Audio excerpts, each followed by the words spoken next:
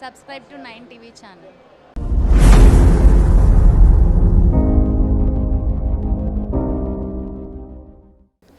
మొన్న వెంకటగిరి ఏదైతే అక్రమ ఇసుక రవాణా మొన్న సర్వేపల్లి నియోజకవర్గం ఈరోజు ఆత్మకూరు ఏదైతే మనం చూడవచ్చు ఇంత పెద్ద ఎత్తున కొండను తవ్వేస్తున్న పరిస్థితి ఈరోజు చూస్తున్నాం. గ్రావెల్ మాఫియా ఆత్మకూరు పరిసర ప్రాంతాల్లో ఆంధ్ర ఇంజనీరింగ్ కాలేజ్ సమీపంలో గ్రావెల్ తవ్వుతున్నట్లు మీడియా వాళ్ళ ద్వారా మాకు సమాచారం వచ్చింది. సదరు తవ్వకంపై మా క్షేత్రస్థాయి సిబ్బంది చేత విచారణ చేయించి తగు చర్యలు తీసుకుంటాం. పూర్తి స్థాయిలో ఇదంతా రియల్ ఎస్టేట్ వ్యాపారాలకు భారీ ఎత్తున అమ్మకాలకి పెట్టి రియల్ ఎస్టేట్ వ్యాపారులకి ఇక్కడ నుంచి తీసుకెళ్లి టిప్పర్లతోటి పెద్ద ఎత్తున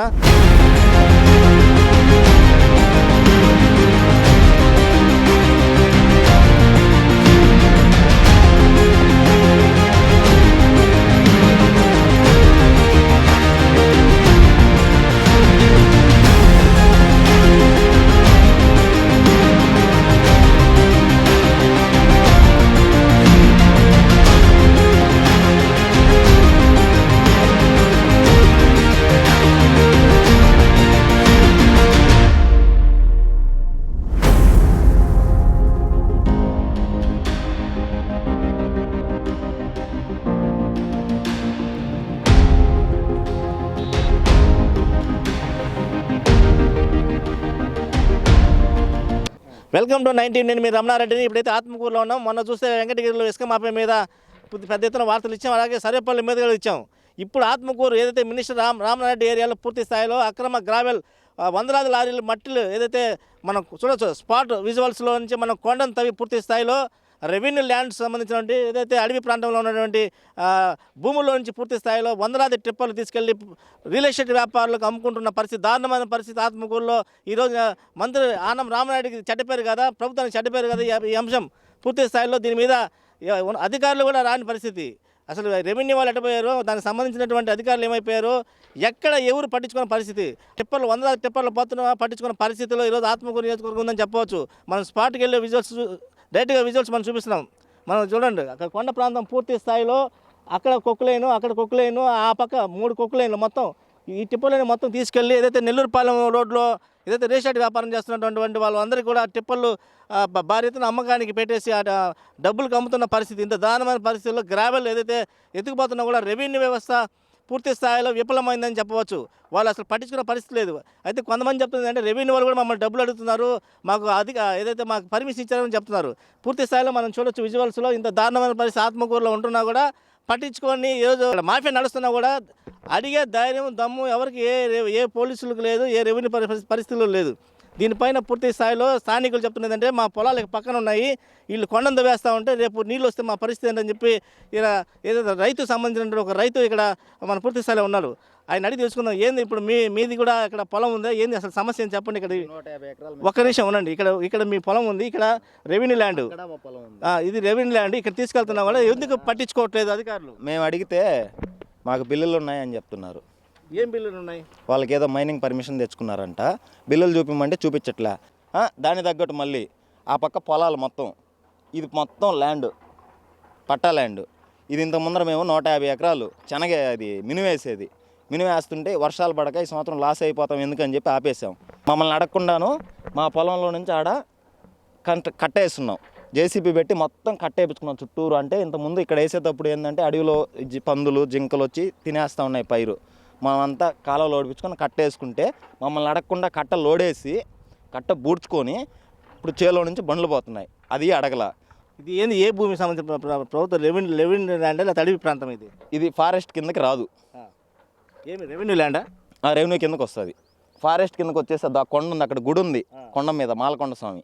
మేము ప్రతి సంవత్సరం దసరాకి అక్కడికి వెళ్ళి పూజ చేసుకుంటాం. ఏదైతే ఇక్కడ మనం రెవెన్యూ ల్యాండ్ లేకపోతే అటవీ శాఖకు సంబంధించిన భూములు రెండు కలిసి ఉన్నాయి.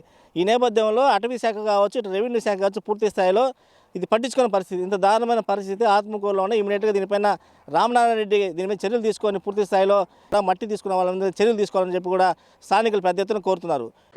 చూడండి, అక్కడ ఏదైతే ప్రభుత్వ భూముల్లో మట్టి తీసుకొచ్చి పెద్ద ఎత్తున రియల్ ఎస్టేట్ వ్యాపారులకి ఇక్కడ మట్టి భారీ ఎత్తున అమ్ముతున్నారు. మనం చూడొచ్చు. ఏదైతే నెల్లూరుపాలెం రోడ్లోంచి మనం రోడ్డు మీద ఉన్నటువంటి రియల్ ఎస్టేట్ సంబంధించిన స్థలంలో కూడా మనం చూడొచ్చు. లారీలు పెద్ద ఎత్తున అక్కడి నుంచి తీసుకొచ్చి కూడా ఇక్కడ డంపింగ్ చేస్తున్న పరిస్థితి. లారీలు కావచ్చు, అక్కడ టోటల్గా అక్కడి నుంచి తీసుకున్న మట్టి అంతా కూడా రియల్ ఎస్టేట్ వ్యాపారులకి వీళ్ళు అమ్ముతున్న పరిస్థితి మనం చూడొచ్చు. కుప్పలు తెప్పలుగా మట్టి అంతా తీసుకొచ్చి కూడా మనం పెద్ద డంపింగ్ యార్డ్ లాగా ఉంది ఇక్కడ మొత్తం అంతా తీసి. ఇంత పెద్ద ఎత్తున ఆత్మకూరులో జరుగుతున్నా కూడా ఇప్పుడే మనకు ఫోన్ చేశారు. సింహపురి హాస్పిటల్లో సంబంధించినటువంటి రవీంద్రారెడ్డి నాకు ఫోన్ చేశాడు. వాళ్ళ అక్కడ స్థానికంగా ఎవరైతే ఉన్నారో ఆ మట్టి తడ్డ దగ్గర ఆయన ఫోన్ చేసి, నేను మీకు తెలియదా, నేను రవీంద్రారెడ్డిని, సింహపురి హాస్పిటల్ అని మాతో మాట్లాడడం, చెప్పండి సార్ అన్న. నేను కూడా చెప్పడం అయితే మీరు ఎందుకు అక్కడికి వెళ్ళారు, మీకు ఏం కావాలన్న టైపులో ఆయన మాట్లాడడం జరిగింది. ఇక్కడ ఏం లేదు సార్, విజువల్స్ కోసం వచ్చామని చెప్పాము. పూర్తి స్థాయిలో మీరు నెల్లూరుకి వస్తే మీతో కలిసి మాట్లాడతామన్న అన్నట్టుగా ఆయన కూడా ఫోన్ చేసి వాళ్ళతో మాట్లాడించడం జరిగింది.